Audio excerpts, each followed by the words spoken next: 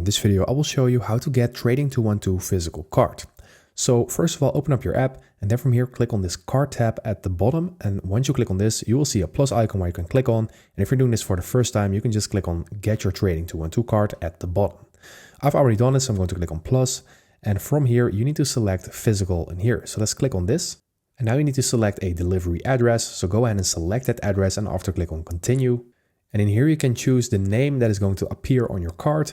So go ahead and select that and after click on continue.